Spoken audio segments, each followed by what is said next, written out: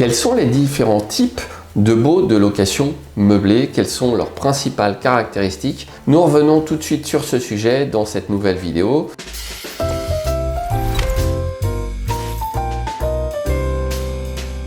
Évidemment, vous pourrez retrouver certains contrats de location dans le droit d'investir et également des vidéos explicatives complémentaires. Le droit d'investir, je vous rappelle, le podcast pour investisseurs immobiliers, sous-loueurs, conciergerie. Mais tout de suite, les principaux types de baux de location meublée. Alors, on va prendre le bail le plus commun, qui est le bail d'habitation. Donc le bail d'habitation qui est régi par la loi de 1989 et le bail d'habitation en location meublée est un bail de résidence principale. Vous aurez un bail d'une durée minimum d'1 an.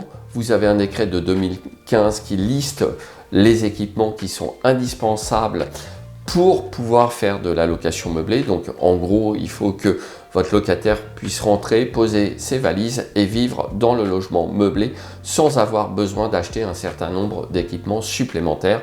Sous la vidéo, je vous mettrai le lien vers ce fameux décret de 2015 pour vous simplifier la vie. Attention, je rappelle que ce n'est pas parce que c'est une location meublée que vous pourrez mettre dehors plus facilement votre locataire. Cela dit, donc durée minimum d'1 an, mais vous pouvez aussi faire une durée plus longue. Sur des baux de location meublée qui ne sont pas des baux de résidence principale, vous avez tout simplement le bail civil de location meublée. Donc ça va être un bail qui va servir par exemple pour une résidence secondaire qui ne sera pas régi par la loi de 1989. Vous avez aussi le bail de logement de fonction. Alors la question est plus délicate sur le point de savoir si c'est la résidence principale ou non du locataire, puisque souvent un bail de logement de fonction, ça va être pour une durée plus courte, quelques mois, et dans cette hypothèse, le bail ne sera pas régi par la loi de 89. Vous avez encore les baux étudiants qui le plus souvent sont des baux de location meublée, donc le bail dit étudiant, bail spécifique de 9 mois, qui là va être du bail meublé de toute évidence.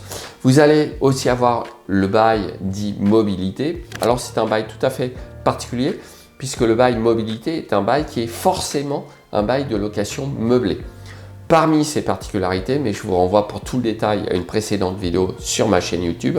Donc parmi ces particularités, une durée de location de 1 à 10 mois et l'absence de possibilité de demander un dépôt de garantie. Allez savoir pourquoi. Moi personnellement, je ne sais pas. Sur le bail d'habitation location meublée classique, vous avez un dépôt de garantie qui est de 2 mois. D'accord?